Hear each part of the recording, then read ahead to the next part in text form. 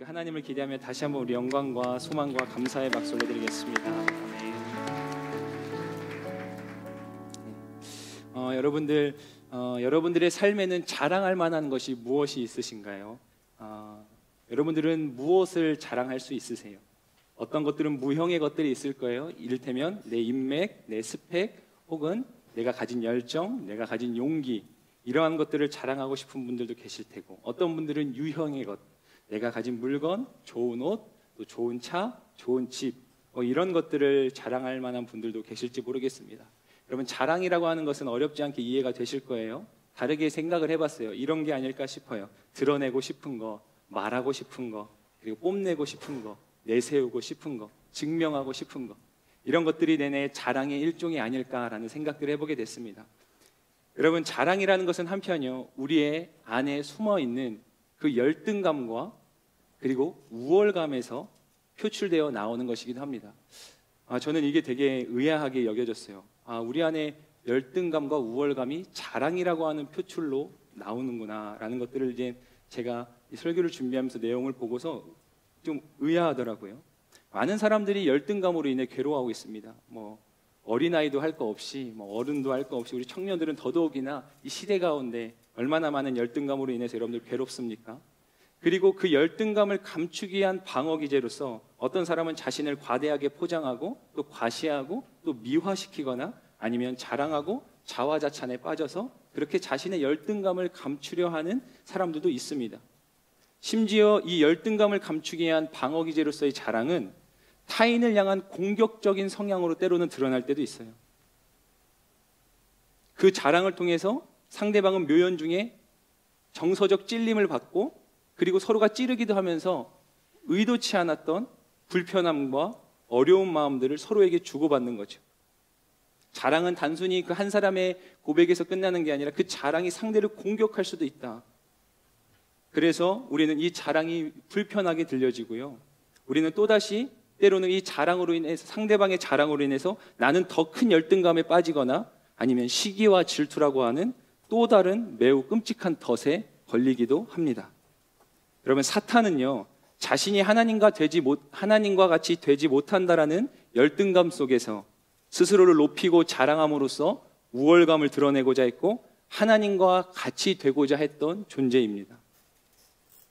사탄이 바로 이 열등감을 극복하지 못하고 자신이 곧 하나님처럼 되려고 하는, 그래서 스스로가 자화자찬하고 자신의 존재를 자랑함으로써 하나님이 되려 했던 존재가 사탄이다. 이 우리에게 분명히 주는 의미적인 의미가 있다고 저는 생각합니다. 여러분, 우리가 사실은 대연하게 다 들여다보지 않아도 이 자랑이라는 것이 그렇게 유익한 것만은 아니겠구나라는 것을 직감적으로 느끼지만, 그럼에도 우리가 성경을 조금 더 살펴볼 필요가 있어요. 성경에서는 이 자랑에 대해서 어떻게 증언하고 있을까? 잠언 27장 1절 말씀에 보니까 내일 일을 자랑하지 마라. 네가 하루 동안에 무슨 일이 일어날지 알 수 없기 때문이다. 고린도전서 1장 29절에는 이는 어떤 육체라도 그분 앞에서 자랑하지 못하게 하려는 것이다. 디모데후서 3장에는 이런 말씀이 있어요. 이 말세에 관한 이야기를 하면서 너는 이것을 알라. 말세에 고통하는 때가 이르러 사람들이 자기를 사랑하며 돈을 사랑하며 자랑하며 교만하며, 이후에 이제 쭉 말세의 증세들이 기록되고 있습니다. 저는요, 이 디모데후서 3장 말씀을 보는데 놀라운 거예요. 이 말세가 되면 우리는 이 세상이 어지럽혀지고 세상에는 많은 환난과 고통들이 있다는 것을 우리가 어느 정도 신앙생활을 하신 분들은 알고 있잖아요. 근데 그 뒤에 여러 가지가 정말 많이 이 2절 이후에도 나열되어 기록되는데, 거의 가장 서두에 앞서서 가장 먼저 기록한 게 뭐냐면 자기를 사랑하고 돈을 사랑하고 자랑한다는 거예요. 이 자랑이란 게 그 정도로 심각한 건가 싶은 생각들을 해보게 되더라고요. 근데 말세가 되면 수없이 많은 일어나는 현상들 가운데 자랑하고 싶어하는 마음들이 우리 가운데 생겨난다는 거예요. 여러분, 분명 자랑에 대해서 성경은요, 무언가 적극적으로 권면하거나 호의적인 느낌을 가지고 있지 않다는 걸 느끼게 돼요. 대개의 세상적인 자랑은 하나님을 대적하는 위험한 교만이 될 수 있기 때문에 그렇습니다. 우리는 세상 속에서 살아가지만 아시다시피 우리는 하늘의 시민권을 가진 자들이에요. 이것이 우리의 정체성인 거죠. 우리의 육신의 몸은 이 땅 가운데 살아가지만 그러나 우리의 본향은 하늘에 있는 사람들인 겁니다. 그래서요, 우리는 세상의 것들을 쫓고 싶은 끊임없는 유혹들과 싸워내면서 살아가는 존재들이에요. 지난 시간에 나눴지만 그것을 우리는 보이지 않는 영적 전쟁이라고도 표현해요. 우리는 하늘의 시민권자지만 이 땅에서의 육신의 몸을 입고 살아가기 때문에 세상 것들에게 자꾸 마음을 빼앗길 것 같은 그 끊임없는 유혹들이 있다는 거예요. 그래서 요한일서 2장 15절에 보면요, 여러분은 이 세상이나 세상에 있는 것들을 사랑하지 마십시오. 누구든지 세상을 사랑하면 아버지의 사랑이 그 안에 있지 않습니다. 그러면서 이어 기록하는 16절에 이런 고백이 있어요. 요한일서 2장 16절. 이는 세상에 있는 모든 것들, 곧 육신의 탐욕과 안목의 정욕과 세상살이의 자랑은 아버지에게서 온 것이 아니라 라고 하는 거예요. 여러분들 들어보셨던 표현일 거예요. 안목의 정욕, 이생의 자랑, 이런 거, 이생의 자랑. 그게 지금 이 우리말 성경에는 세상살이의 자랑이라고 표현되어 있는 거예요. 우리가 이 세상을 살아가는 동안에 우리가 세상 것으로 인해 자랑하는 것은요, 결코 하나님으로부터 온 것이 아니다. 그것은 세상으로부터 온 것이다 라고 말씀이 기록하는 거예요. 그런가 하면 어떤 분들은 그런 분들도 계실 거예요. 목사님 자랑 말씀하시는데 제 인생엔 자랑할 게 없어요. 저는 용기도 없고요, 인맥도 없고 스펙도 없고요, 더더욱이나 가진 것은 더 없어요. 집도 없고 차도 없고 애인도 없고 뭐 다 없어요. 저는 자랑할 게 없는 걸요. 그런 분들도 아마 계실 거예요. 여러분, 그런 분들은 오늘 벌써부터 나와 상관없는 설교인가 보다라고 혹시 벌써 마음을 닫은 건 아니신지 모르겠는데 잘 한번 들어보세요. 자랑할 만한 것이 없다고 여기는 삶일수록 진짜 더 세상적인 것들을 쫓을 수 있다는 거예요. 무슨 말이냐면 내 안에 자랑하고 싶은 것을 더욱더 갈구하게 되는 그러한 우리 안에 유혹과 연약함들이 있다는 거예요.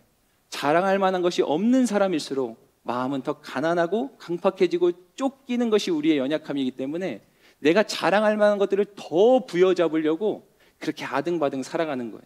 우리는 그것을 통찰하지 못할 뿐이지 우리 모두 안에는 그러한 연약함들이 있기 마련입니다. 무언가 내 삶을 더 빛나게 하고 화려하게 해줄 만한 그 내가 내세우고 뽐낼 수 있을 만한 그 무언가를 그게 없다고 느끼는 사람일수록 더 간절히 쫓는다는 거예요. 그러니까 지금 이 순간에 목사님 저는 자랑할 만한 게 없는데요 라고 해서 그분도 예외가 안 된다는 거예요. 사도 바울은요, 일찍이 이것을 깨달았던 사람이에요. 세상살이의 자랑은 결코 하나님으로부터 온 것이 아니고 유익한 것이 아니라는 것을, 아니 어쩌면 이것은 매우 위험하고 치명적이라는 것을 사도 바울은 알았기 때문에 사실 그는요, 세상적인 기준으로 보자면 누구보다도 자랑할 만한 것이 많은 사람이었어요. 그러나 사도 바울은 한사코 그런 것들을 드러내는 것을 거부하면서요, 완강히 적극적으로 자신의 자랑거리들을 감추기도 합니다.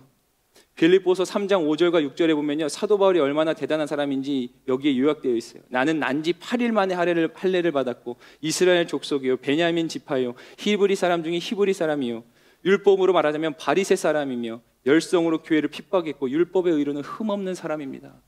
한마디로 말하면 사도 바울의 스펙은 어디 내놔도 뒤처지지 않는 스펙이었다는 거예요. 사도 바울은 정말 자랑할 것이 많았어요. 더더욱이나 이 신앙 공동체 사회 안에서는 사도 바울은 뭐 누구 하나 나무끄럽지 않은 아주 대단한 그러한 집안에서 자고 나란 사람이었어요. 근데 그 사도 바울이 이것을 지금 자랑한 게 아니라 그 뒤에 있는 말씀을 봐야 되는데 8절에 보면 이렇게 말해요. 근데 내가 참으로 이 모든 것을 해로 여기는 것은 내 주 그리스도 예수를 아는 지식이 가장 고상하기 때문입니다. 앞서서 자기가 자랑할 만한 것들을 쭉 나열하는데 근데 이걸 내가 해롭게 여긴다는 거예요. 왜냐하면 그 모든 것들보다 예수를 아는 지식이 가장 고상하기 때문에. 그래서 그분으로 인해 내가 모든 것을 잃어버리고 심지어 배설물로 여긴다 라고 사도 바울이 고백해요. 자랑할 것이 넘치는 사람이었지만 그는 자랑하기를 거부하고 있는 거예요. 그런데요, 우리가 지금 고린도서에서 계속 살펴보는 이 사도 바울을 대적했던 그 거짓 교사, 이 대적자들은요, 사도 바울과는 전혀 다른 반대의 모습을 보입니다. 그들은요, 욕심과 욕망과 그릇된 허황심에 빠져서 스스로를 자랑하며 자화자찬을 일삼았던 사람들이었어요. 그게 오늘 본문 12절 말씀에 있는데 고린도서 10장 12절 말씀을 다 같이 다시 한 번 더 읽겠습니다. 시작. 우리는 자화자찬하는 사람들의 아류가 되거나 그런 사람들과 비교하려 하지 않습니다. 그들은 자기들끼리 재고 자기들끼리 비교하니 지혜롭지 못합니다.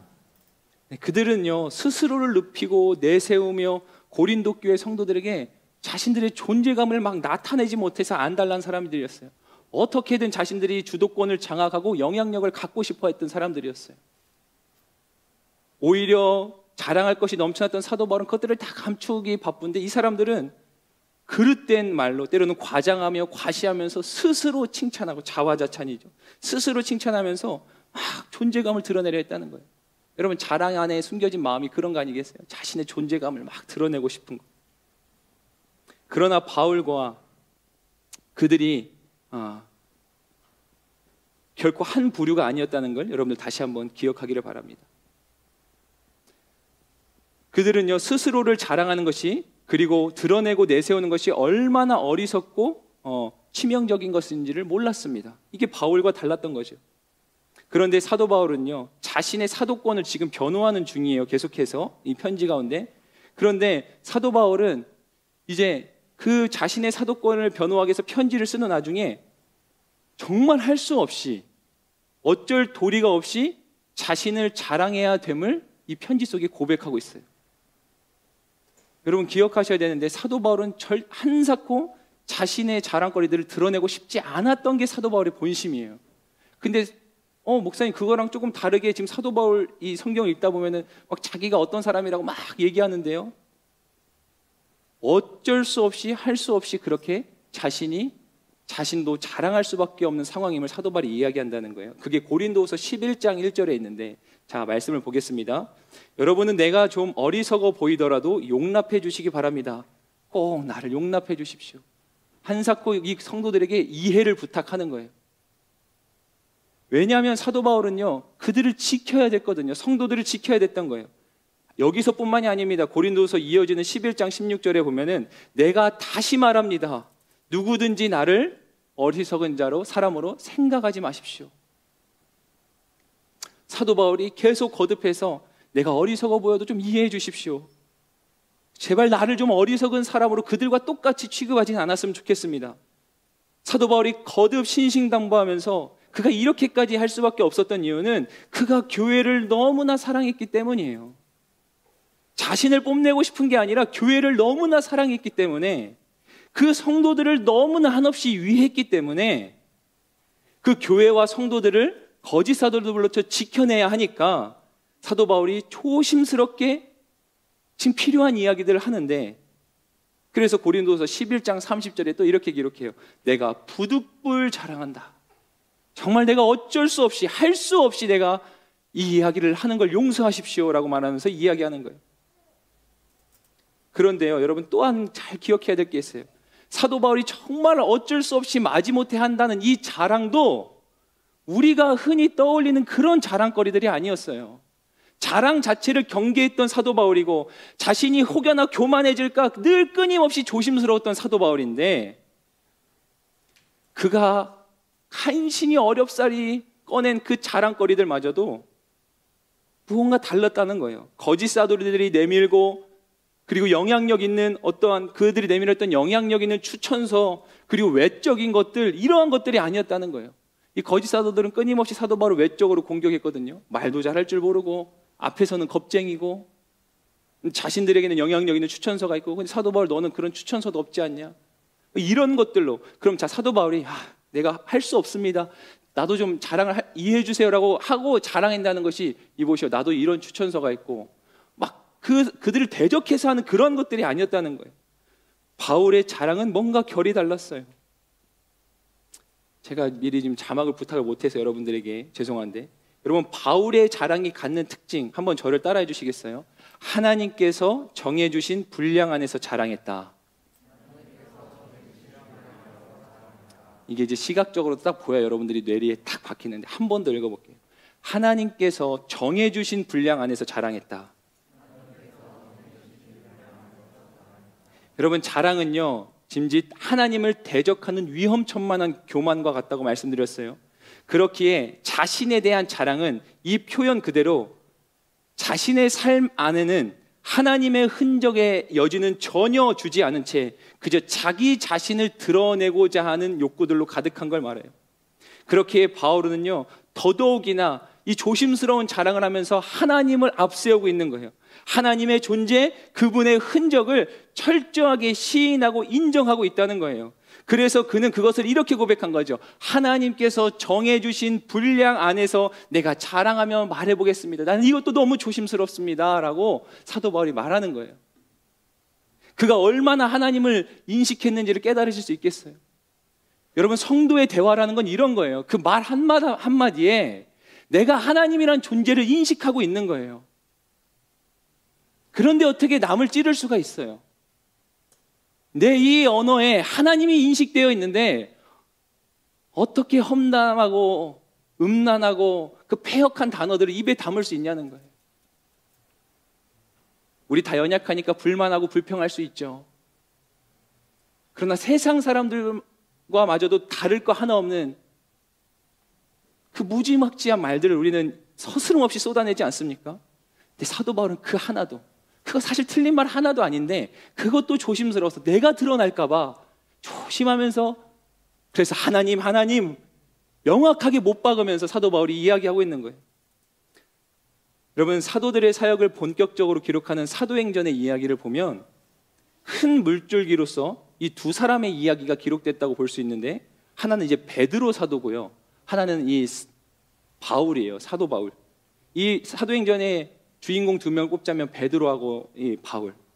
베드로는요, 유대인들의 사도로서 부름을 받았다면 이 바울은 이방인의 사도로서, 즉 유대인이 아닌 이방인들에게 복음을 전해야 하는 사명을 부여받은 사도였어요. 둘 다 같은 사도지만 명확하게 하나님이 주신 사명의 모양이 달랐다는 거예요. 역할이 달랐어요. 여러분, 복음은 그리스도의 스토리죠. 그리스도께서 유대 땅에서 태어나시고 그곳에서 사셨고 그곳에서 사역을 하셨고 마침내 그곳에서 십자가의 사역도 완성하셨어요.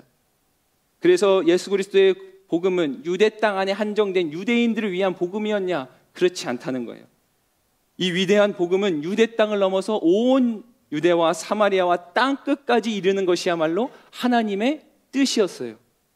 그래서 이 하나님의 백성이라고 하는 그 특권의식에 젖어 살던 사람들이 유대인들이었는데, 그 유대인들에게 이방인은 사실 개보다 못한 존재였거든요.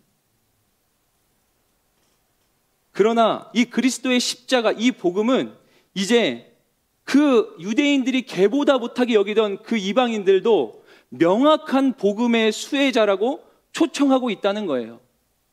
바꿔 말하면 누군가는 이제 그 이방인들에게 가서 복음을 전해야 되는 일들이 필요했다는 거예요. 그 중대한 분기점에 하나님은 이 사도 바울이라고 하는 인물을 택하셔서 세우셨다는 겁니다. 이것이 하나님께서 사도 바울에게 허락하신 그의 사명의 분량이었어요. 그의 인생의 분량, 이방인들에게 복음을 전하는 그 문을 여는 사람.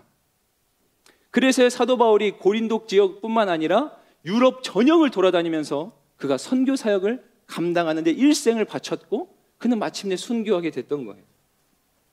여러분, 바울이 지금 고린도 교회와 성도들을 이처럼 애끓는 마음으로 위하고 사랑하는 것은 그 교회와 그 성도들이 하나님께서 정해주신 분량 안에 있었기 때문이에요. 사도 바울이 결코 자신의 세력을 막 규합시키고 자신을 드러내고 막 사람들에게 영향력을 막 뿜어내가지고 자신의 업적을 삼거나 자랑을 하기 위해서 고린도 교회를 이렇게 어떻게든 애지중지 살려보려고 했던 게 아니라는 말입니다. 사도 바울이 하나님이 정해주신 거니까 그렇게 한 거예요. 바울에게는 자신의 사역의 이유와 원칙이 분명했어요. 그게 바로 하나님이 정해주신 분량이었어요. 그래서 사도 바울은 그 이상도 이하도 없었어요. 분수에 지나치지도 않았고 더더욱이나 남의 수고와 공로, 다시 말하면 내 분량이 아닌 것들을 기웃거리면서 그걸 내 것으로 취하려고 욕심부리거나 심지어 가로채지도 않았어요. 분량 밖의 일은 사도 바울이 눈길도 주지 않았다는 거예요. 이게 오늘 본문 14절 15절 말씀에 기록되어 있는데 우리 14절 15절 말씀 한 번 더 읽겠습니다. 시작. 우리는 여러분에게 가지 못할 사람들로서 스스로 과신해 나아갔던 것이 아닙니다. 우리는 그리스도의 복음 안에서 여러분에게까지 갔던 것입니다. 또한 우리는 다른 사람의 수고를 가지고 분량 밖에 자랑할 것이 아닙니다. 다만 우리가 바라는 것은 여러분의 믿음이 자라남으로 우리의 활동 영역이 여러분 가운데서 크게 확대되는 것입니다. 여러분, 오늘날 우리에게 필요한 믿음이 있다면 하나님께서 정해주신 분량을 인정하고 신뢰하는 믿음이에요. 우리는 그 분량 안에서 나에게 주어진 사명의 몫을 끝까지 성실하게 완수해 나가야 될 책임과 비전이 있습니다. 여러분, 우리 인생에 탈이 나고 때로는 믿음의 공동체라고 하는 그 공동체 안에서도 불필요한 갈등이 일어나는 이유가 무엇인지 아십니까? 바로 하나님께서 각자에게 정해주신 이 분량에 대한 인정과 신뢰가 없거나 혹은 이 인정과 신뢰가 약해졌기 때문이에요. 누군가는 정해주신 분량이 있음에도 불구하고 그 분량의 충분한 수고와 사명을 감당하지 않는 거예요. 또 어떤 사람의 인생은 자신의 분량 너머까지도 욕심을 내면서 결국 자신의 인생뿐만 아니라 그가 속한 곳에도 탈이 나게 만듭니다. 자신의 것보단 남의 것이 더 커 보이고 자신이 지금 감당해야 될 분량을 소홀히 여기며 남의 분량을 비교하면서 그렇게 살아가니 하나님께서 내 인생을 다음 스텝으로 옮기실 수가 없는 거예요. 우리가 인생을 살아가다 보면 때로는 여러분들 뭐 직장 생활에서도 그렇겠지만 자신의 수고와 공로가 아닌데도 마치 그것을 자신이 한 것 마냥 자랑하거나 뽐내는 사람들이 있어요. 이런 사람들 너무 얄밉죠. 그런 사람들 보면 우리는 진짜 마음이 불편해요. 그런 상사 만나면 당장이고 그 회사를 뛰쳐나오고 싶어요. 그거 다 우리가 그 직원들이 다 한 건데 중간에 있는 사람이 이제 보고할 때는 사장님이나 더 높은 사람한테 이야기할 때는 다 자신이 한 것처럼 그게 원래 회사가 그런 삶이야 라고 말하는 게 저는 더 불편해요. 원래 그런 게 어디 있어요? 그러면 안 되는 거죠. 여러분, 우리 그리스도인들은 절대로 해서는 안 될 행동이에요. 혹시 여러분들 직장생활에서 이런 부당함 겪고 계세요? 그 부당함 지금 막 혈기왕성하게 해결하려고 하지 말고 여러분들에게 부탁하는 건 여러분들이 나중에 그 위치가 됐을 때 절대 그러시면 안 됩니다. 이것은 하나님께서 정해주신 분량의 이상의 것을 내 것처럼 취하는 아주 악한 일이에요. 바로 고린도 교회 대적자들이 딱 그랬다는 거예요. 다 사도 바울이 한 건데 고린도 교회는 하나님의 은혜 안에 온전히 사도 바울 그 한 사람의 사랑의 수고와 섬김으로 세워진 건데 그런 교회를 이 대적자들과 거짓 교사들은 자신들이 영향력을 펼치고 그것을 주도권을 장악하려고 거짓 사도들이 막 있는 말 없는 말 다 자화자찬하고 자기 과시하고 미화하면서 그 사도 바울을 오히려 공격하고 그 사도 바울의 그 모든 눈물의 헌신과 수고를 마치 자신들의 것인 마냥 사람들을 현혹하고 있었다는 거예요. 그들은요 이생의 자랑에 목매어 있었던 겁니다. 이생의 자랑. 제가 이 설교를 준비하다가 언젠가 한번 들었던 설교 내용 중에 이런 내용이 떠올랐어요. 여러분, 그 초식동물 가운데 임팔라라고 하는 동물이 있다고 하는데 그가 이제 그 임팔라라는 동물이 뿔이 아주 멋있게 나요. 단단하고 아주 멋있는 뿔이 나는데 이 초식동물들이 이제 그 초원에서 서로가 이제 싸움이 붙으면 그 뿔을 이제 막 이렇게 서로 들이받으면서 막 이렇게 뿔치기라고 해야 되죠. 뿔끼리 부딪히면서 서로 싸우는 거예요. 뭐 여러분들 낯선 장면은 아닐 거예요. 한 번쯤은 뭐 TV에서 보신 장면일 테죠. 근데 그 뿔이 너무나도 이제 크고 또 아름답고 이런 뿔인데 그거 이제 서로 큰 뿔이다 막 물러나지 않고 막 끝까지 싸우니까 그 뿔이 부딪히는 소리가 그 이제 고요한 초원에 탁탁 그 소리가 너무 크게 나는 거예요. 그런데도 그들은요, 그 임팔라는 막 서로가 내가 더 뛰어나다고 막 뽐내는 거죠. 자랑하는 거죠. 내 뿔이 더 대단하다고. 근데 그 뿔이 부딪히는 소리를 누가 듣는지 아십니까? 맹수와 사자들이 들어요. 사자 같은 맹수들이. 그래서 그는 사자들이 접근해 오는 것도 모르고 서로 잘났다고 뿔치게 하다가 그냥 먹잇감이 되고 마는 거죠. 영적인 질서도 똑같아요. 교회 안에서 서로가 내가 더 잘났다고 뿔치게 하는 순간 사단의 타겟이 되고 맙니다. 여러분, 하지만 사도 바울은 달랐다는 거예요. 그는 고린도 교회를 자신의 수고로 세웠다는 그 업적을 빛내기 위해서 지금 자랑하는 게 아니에요. 그 일은 그저 하나님께서 정해주신 분량 안에서 내가 그냥 해야 될 일을 했던 것뿐이다 라고 이야기하는 거예요. 그런 그가 여전히 그럼에도 기대하고 바라는 한 가지가 지금 이 말씀 안에 녹아나고 있는데, 그게 뭐냐면 고린도 교회 성도들의 믿음이 더 자라날 수 있기를 그가 바랄 뿐이었어요. 그래서 그 믿음이 자라고 자라서 교회의 영역이 더 확장되고 교회가 더 힘을 얻어간다면 사도 바울은 그게 자기의 유일한 바람이다. 여러분, 여기서도 우리가 헷갈리면 안 됩니다. 사도 바울이 그렇게 교회가 영역이 확장되는 게 자신의 욕망이나 성취를 위함이 아니고, 그저 사도 바울은 성도 한 사람 한 사람이 온전히 세워지고 그래서 영원한 생명을 소유한 하늘의 시민권자, 자신과 같은 하늘의 시민권자가 되어 가기를 바랄 뿐이었다는 거예요. 여러분, 우리가 부흥한다는 건 우리의 이름을 드러내고 어떤 특정한 사역자를 높이고 영향력 있는 세력을 구축하고 힘을 갖고 남들에게 자랑하기 위한 이런 게 절대 아닙니다. 부흥이 뭐예요? 다시 살아난다는 거예요. 생명을 갖는다는 게 부흥이에요. 우리가 이런 마음으로 부흥하면, 그러니까 다시 말하면 내 이름을 드러내고 우리가 영향력 있는 공동체 되고 힘을 갖고 사람을 높이고 이렇게 부흥하면 구약의 사울왕이 저질렀던 것과 하나 다를 게 없습니다. 사무엘상 15장 12절에 사무엘이 아침 일찍 일어나 사울을 찾아갔더니 백성 가운데 누군가가 사울왕은 갈멜에 가셨습니다. 갈멜에서 자신을 위해 기념비를 세우고 거기서 떠나 길갈로 내려가셨습니다. 여러분, 보이세요? 사울왕이 왜 망했는지 자신을 위해 기념비 세우는 순간 우리는 끝나는 거예요. 공동체 안에서 내 목소리가 높아지고 내가 막 내 존재감 드러내려고 하는 순간 여러분 끝나는 겁니다. 거기서.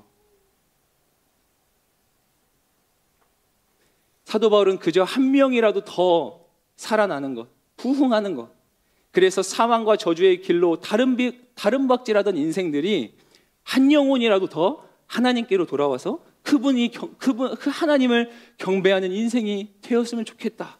그뿐이었어요. 그 영광의 자리로 나아가는 것, 그거 하나, 단지 그 하나, 그것을 위해서 사도 바울은 엄청난 고난도 기꺼이 감당했던 거예요. 시간 관계상 다 일일이 읽을 수 없지만 고린도후서 11장 23절 27절의 말씀을 보면 사도 바울이 얼마나 큰 고난들을 당했는지 여러분들 잘 아실 거예요. 우리라면 이런 고난을 몇 사람이나 감당할까 싶은 만큼의 고난을 감당했어요. 그리고 사도 바울이 이렇게 말해요. 그는 지금도, 그리고 날마다 이 고난보다 더 큰 무게감에 억눌리고 염려하며 애를 태운다고 사도 바울이 고린도후서에서 기록하는데, 그게 왜 그러냐면 교회와 성도들 때문에 그렇다는 거예요. 자, 오늘 본문 말씀 이제 다음 장인데, 제가 이제 오늘 계속 이제 이런 말씀 구절을 많이 이용하는 게 오늘 나누는 설교 내용이 10장 12절 18절뿐만 아니라 11장의 내용까지도 다 포함하는 거기 때문에 그래요. 11장 28절, 아까 사도 바울이 앞서 말했던 그 엄청난 고난의 그 나열들 이후에 사도 바울이 더 큰 염려가 있다. 날마다 나를 억누르는 염려가 있다. 그게 뭐냐면 보세요. 같이 읽어보겠습니다. 시작. 그런데 이와 별도로 날마다 나를 억누르는 것이 있으니 곧 내가 모든 교회를 위해 염려하는 것입니다. 누가 약해지면 나도 약해지지 않겠습니까? 누가 죄에 빠지면 내 마음이 타지 않겠습니까? 여러분, 자랑하지 못해 안달나서 더 드러내지 못하고 자신을 내세우지 못하고 그래서 마음이 조급하고 초조한 대적자들과는 달리 바울은 날마다 염려하며 애를 태운대요. 그게 왜 그러냐면 교회를 위해서, 성도들을 위해서. 그래서 사도 바울이 어쩔 수 없이 그도 자랑을 좀 해보려고 하는데, 그가 뭘 자랑하냐면 그게 목적은 이거예요. 교회와 성도들을 위해서. 그는 결국 일반적으로 생각하면 남들은 감추고 싶고 가리고 싶은 자신의 약한 것을 서스럼 없이 드러냄으로써 그 약한 것이 오히려 내 자랑이다. 그리고 이것이 그리스도를 드러내는 일을 만들었어요. 고린도서 11장 30절 보겠습니다. 시작. 내가 자랑해야 한다면 내 약한 것들을 자랑하겠습니다. 사도 바울이 이렇게 말해요.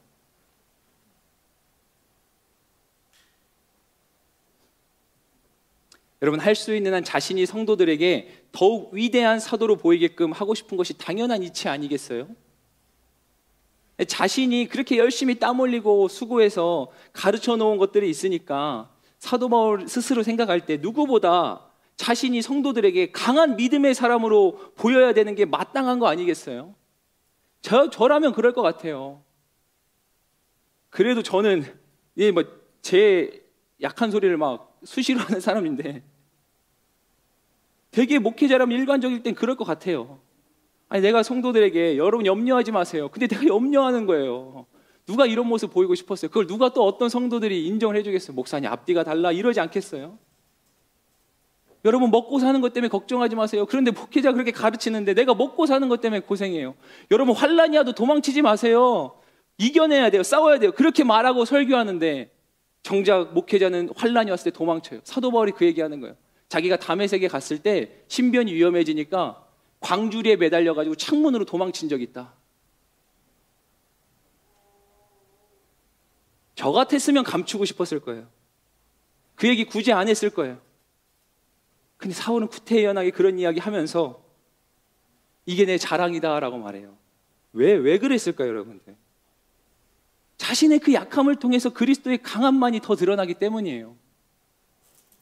그는 온전히 자신이 죽고 그리스도만 흥하기를 원했던 사람이에요. 갈라디아서 6장 14절에 그러나 내게는 우리 주 예수 그리스도의 십자가 외에는 결코 자랑할 것이 없습니다. 그리스도로 인해 세상이 내게 대해 십자가에 못 박혔고 나 또한 세상에 대해 그러합니다.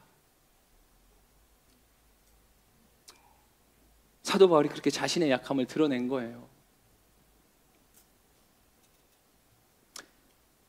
제가 이 설교를 준비하면서도 지금도 이제 막 말씀을 전하는데 이렇게 저는 고린도서를 설교할 수 있는 게 너무 큰 축복인 것 같아요. 내가 이 설교를 쓰다가 몇 번을 막 울었는지 모르겠어요. 설교가 안 써질 만큼. 제가 이걸 이야기해야 되나 말아야 되나 싶었는데 앞에서 이렇게 열심히 설교해도 똑같아요. 제 안에는 더 많은 연약함들이 있어요.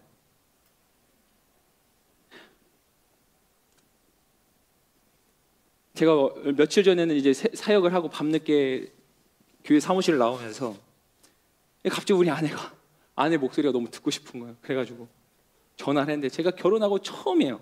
제가 되게 무뚝뚝하고 아내한테 감정 표현 잘 안 하고 이런 제 마음의 애정 표현 잘 못합니다. 진짜 그냥 아내 목소리를 너무 듣고 싶어서 전화를 했어요.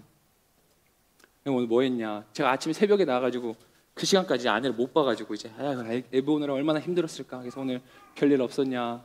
애는 짜증 안 부렸냐? 요즘에 저희가 막 짜증을 부리는 시기여가지고 아내가 많이 힘들거든요. 그래서 한참 막 우리 아내 얘기를 듣고 있는데 저도 모르게 막 갑자기 막 눈물이 나는 거예요. 왜 그랬는지 모르겠지만 제가 진짜 그러고 싶지 않았는데 아내가 갑자기 우냐고 이 한마디에 또 서럽게 울어가지고 제가 아내한테 그랬어요. 얘 목회를 이게 계속 해야 되는 거냐?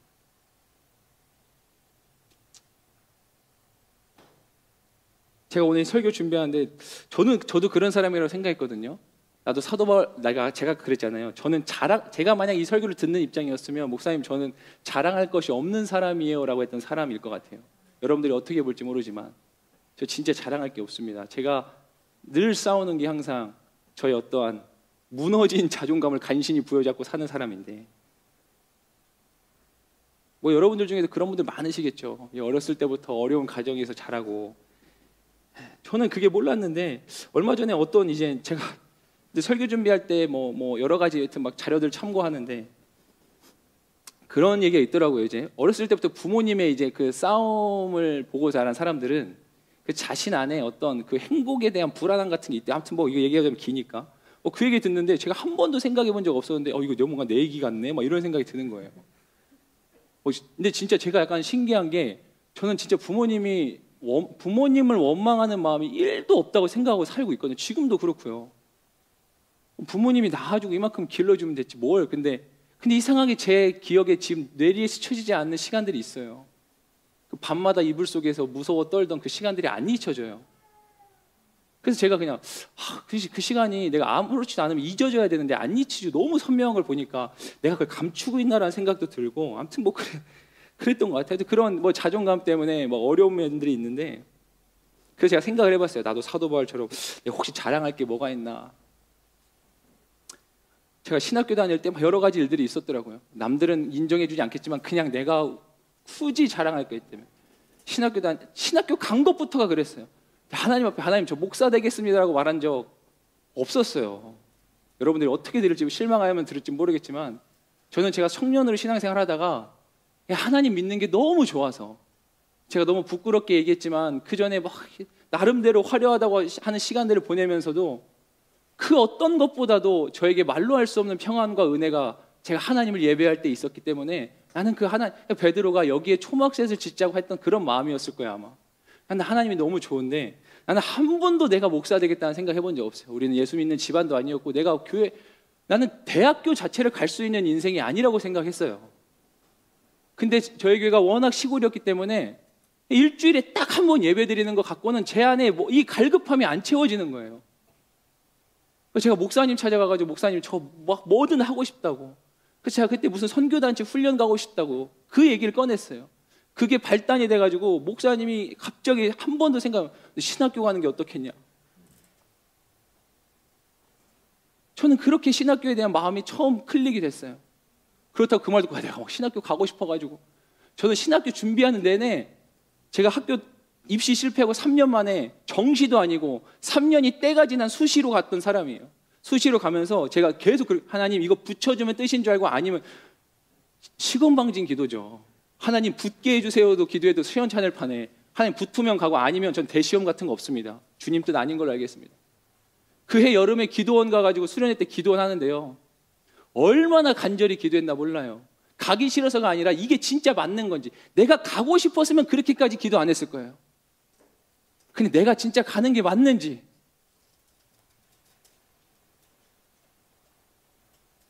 나중에 알았는데 이게 다 일일이 간증하자면 부인할 수 없는 하나님의 인도하심 속에서 신학교를 가고, 저희 학교에 고촌장학금이라는 게 있었어요. 성적 가장 뛰어난 2명에게 전액장학금 주는 거. 전 지금도 그게 이상해요. 저는 100% 확신하는데 뭔가 전산이 잘못됐어요.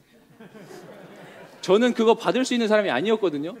근데 제가 수련회 하고 있는데 다음 학기 등록금이 없어서 그냥 저 약간 그런 스타일이에요. 어떻게 되겠지. 그냥 열심히 수련회 하고 있었어요. 근데 전화 한 통이 왔어요. 학교에서. 박천종 학생이 왔다고.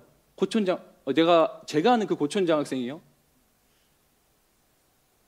학교 나머지 시간 동안 고촌장학생 그 장학금으로 전액장학금 난 지금도 그게 이해가 안 돼요. 나 그냥 하나님이 해주셨다는 말밖에 할 수가 없어요. 이게 누군가에게 불편하지 않기를 바랍니다. 그냥 제가 할 수 있는 말이 그거밖에 없어요. 나는 그거 할 수 있는 사람이 아닙니다. 저 정치적 의욕이 학교 다닐 때 반장도 한번 안 해봤습니다. 근데 하나님이 강권적으로 총학생회장을 시켜주셨어요. 얼마나 힘들었는지 몰라요 그때. 남들이 경험하기 힘든 그 시간들이 저에게는 어쩌면 자랑일 수 있겠다. 목사가 돼서도 그래서 저는 어쩌면 끊임없이 고민해요. 내가 우리 아내랑 맨날 싸운다기보다 하는 얘기가 그거예요. 여보 내가 목사하는 게 맞나? 우리 아내는 확실해 이러면서 맨날. 오늘 말씀을 좀 정리해 보겠습니다. 여러분 17절에 보면은 바울이 이렇게 얘기하죠. 한번 따라해 주시겠어요? 주 안에서 자랑하십시오. 여러분 우리는 오직 주님만 자랑하고 주님을 자랑하고 주님을 위해서 자랑하는 거예요. 오늘 설교 제목이 나는 너의 자랑이고 너는 나의 자랑이야 라고 하는 표현이 조금은 뭔가 되게 서정적이어 보이는 그러한 제목인데, 오늘 제 이야기를 여러 번 하네요. 예전에 이제 집회를 섬기고 있었어요. 근데 거기가 너무 좁은 데서 막 많은 사람들이 들어와서 집회를 하니까 너무 덥고 한여름에 막 제가 좀 땀이 많은 스타일인데 찬양 인도를 하는데 땀이 너무 많이 나가지고 막 여기가 이렇게 바닥이 이렇게 물 쏟은 것처럼 흥건해졌어요. 막 땀이 온몸에서 나가지고. 그렇게 이제 찬양 인도를 마치고 내려와서 구석 한 켠에 앉아 있는데 정말 머리가 이렇게 어질할 정도로 너무 이제 땀을 많이 흘리고 막 진을 쏟아가지고, 그게 이제 우리 교회 안에서는 그런 스타일로 찬양 인도를 하는 사람이 잘 없으니까 저는 막 어떤 표현인지 모르죠. 막 불러불러 스타일이어가지고 찬양인도 막 감미롭게 찬양할 줄 모릅니다. 그냥 지적일 줄 알지 부르짖을 줄 알지 막 있는 대로 없는 대로 목이 쉬든 말든 쉬었으면 쉬는 대로 막 소리치면서 그렇게 찬양을 했어요. 내려와서 앉아있는데 그냥 딱 제가 느꼈던 느낌 그대로 말할게요. 수백 명의 사람들이 다 저기서 이제 목사님 말씀 듣고 있는데 진짜 그 영화처럼 핀 조명 하나가 제가 서 있는 그 구석 자리에 딱 비춰진 것 같아서 그때 하나님이 제게 들려주셨던 너무나 선명한 음성.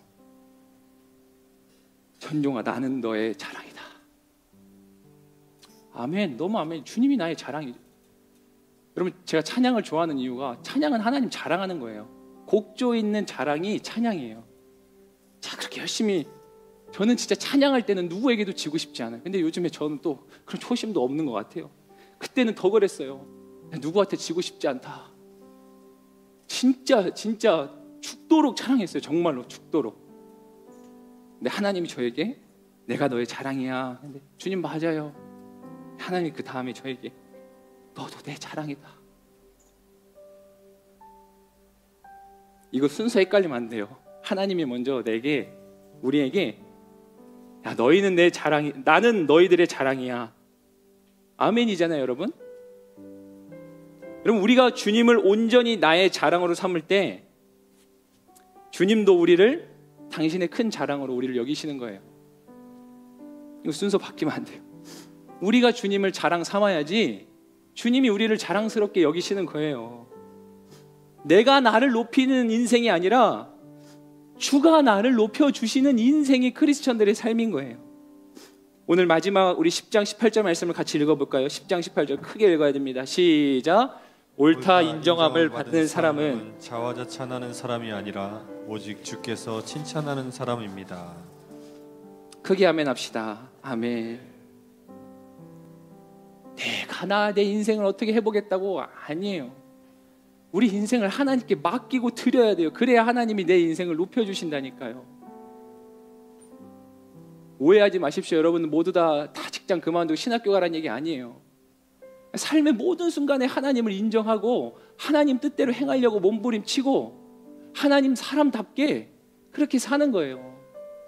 똑같이 세상에서 명예와 돈과 성공과 이런 것들 쫓지 말고 적당히 타협하면서 살지 말고 문제가 생기면 툭하면 도망가지 말고 피하지 말고 내 분량이 아닌 것들 기웃거리면서 거기서 시기 질투하고 남들 깎아내리려고 하지 말고 내게 주신 분량을 내가 놓치고 있는 건 아닌가? 내가 그 분량 잘 채우고 있나? 늘 주님께 물으면서 그 분량을 채워야 빨리 타고 다음 스텝으로 가죠.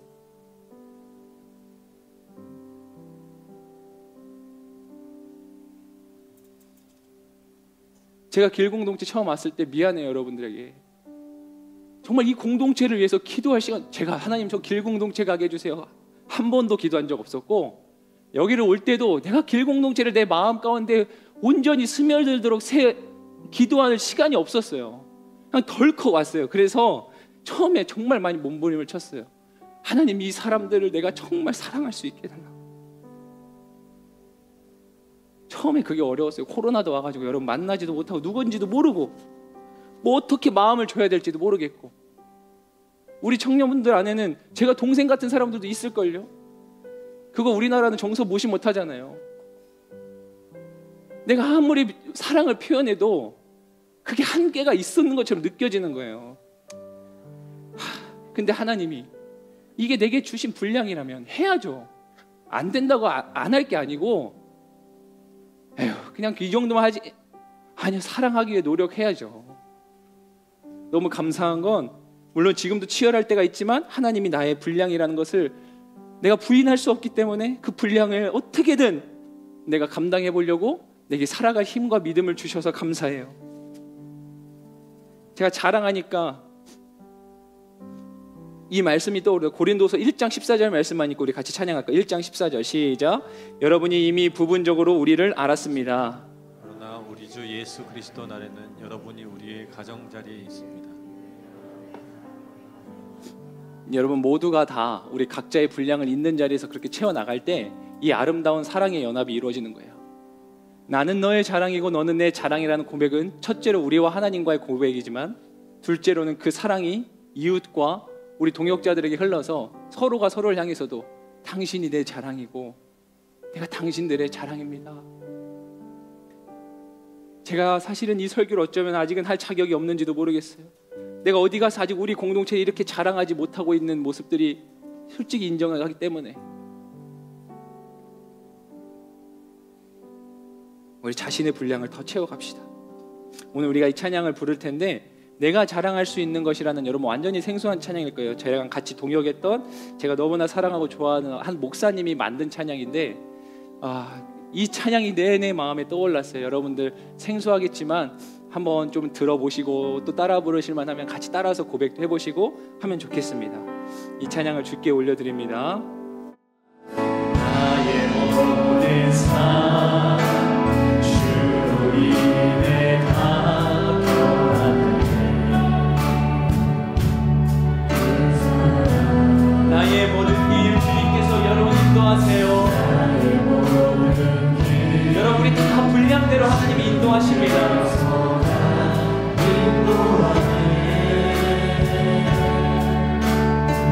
나의 나들